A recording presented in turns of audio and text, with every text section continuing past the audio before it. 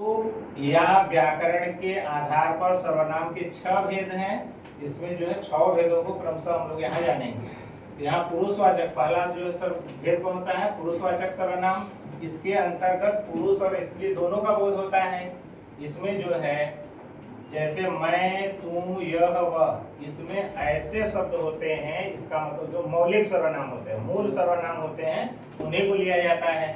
यानी जिसमें स्त्री या पुरुष दोनों के लिए जो है वो सेम प्रयोग होता है, इसमें कोई परिवर्तन नहीं होता है।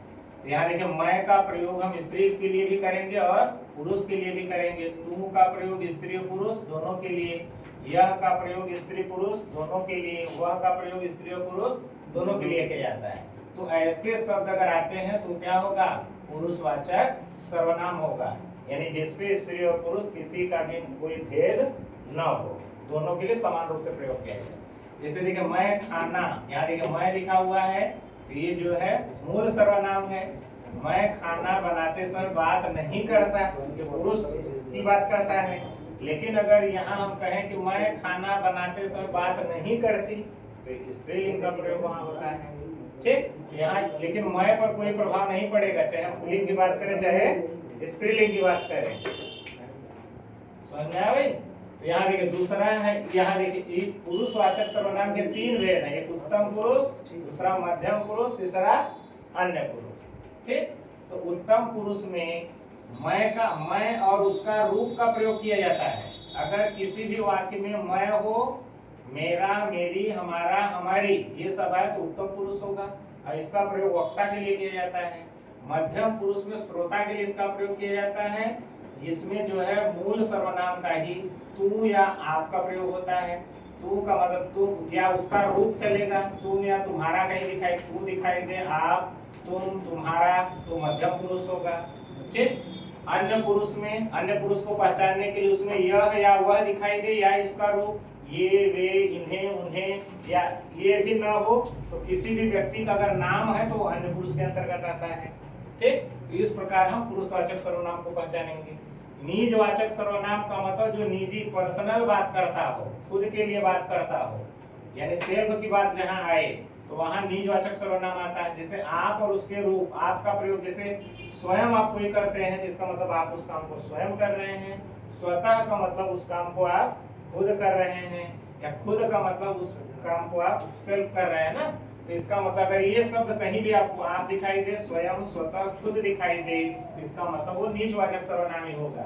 जैसे आप देखिए यहाँ आप दिखाई दिया, मैं अपने आप दुकान चला रहा हूँ, मैं स्वयं अपनी पढ़ाई कर रहा हूँ। तो स्वयं शब्द आया तो क्या होगा? निजवाचक सर्वनाम है ना। मैं खुद अपना खाना बना लेता हूँ, इसका मतलब खुद आया, इतना मतलब ये निजवाचक सर्वनाम है। ठीक, यहाँ देखिए तीसरा है अनिश्चयवाचक सर्वनाम। अरे निश्चयवाचक सर्वनाम, निश्चय का मतलब जिस शब्द से, सर्वनाम के जिस शब्द से ये मतलब निश्चितता का भाव व्यक्त हो, उसे हम निश्चयवाचक सर्वनाम कहते हैं।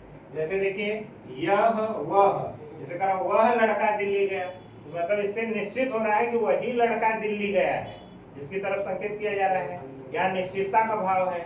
ठीक है, तो यहाँ निश्चयवाचक। अनिश्चयवाचक सर्वनाम में जिससे निश्चितता का ज्ञान न हो, मतलब क्लियर न हो कि कौन जा रहा है, कौन आ रहा है, ठीक, या कौन कार्य कर रहा है।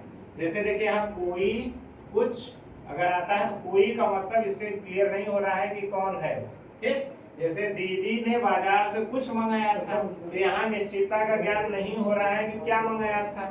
ठीक, यहाँ निश्चितता का ज्ञान नहीं हो रहा है, इसलिए क्या होगा? अनिश्चयवाचक सर्वनाम। कर आपके घर कोई आया है, इसका मतलब यहाँ भी नहीं कौन आया है, ये निश्चित नहीं हो पा रहा है। इस वजह से यहाँ कौन सा सर्वनाम होगा? अनिश्चयवाचक सर्वनाम होगा।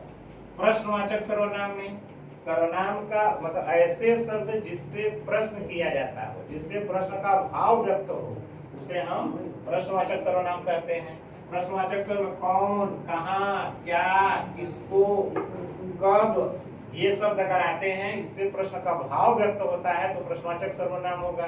लेकिन कहीं कहीं जो है प्रश्नवाचक शब्द आते हैं, प्रश्न का भाव बोध नहीं होता है, तो वो जो है प्रश्नवाचक सर्वनाम नहीं होंगे। ठीक है, तो यहाँ देखिए, यहाँ जैसे राजू के घर कौन लड़का गया, राजू के घर कौन लड़का गया।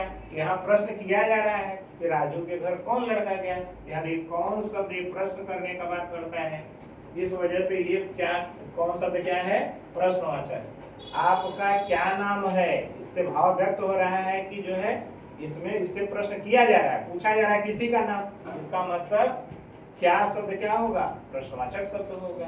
ठीक, अब यहाँ देखिए संबंधवाचक सर्वनाम, किसी शब्द या वाक्य का किसी अन्य शब्द या वाक्य से संबंध बताने के लिए इसका प्रयोग किया जाता है। जैसे जो, सो, वो, अगर ये शब्द आते हैं तो समझ लीजिए संबंधवाचक सर्वनाम होगा। जैसे जो बोओगे, सो काटोगे, यहाँ देखिए जो और सो आ गए, इसका मतलब ये इसका संबंध इससे व्यक्त कर रहा है, इससे बना रहा है। जो बोओगे वही काटोगे, जैसा करोगे वैसा भरोगे। ठीक, तो एक ऐसा सर्वनाम का वह शब्द जो एक वाक्य को दूसरे वाक्य से जोड़ने का काम करता है वो संबंधवाचक सर्वनाम होता है।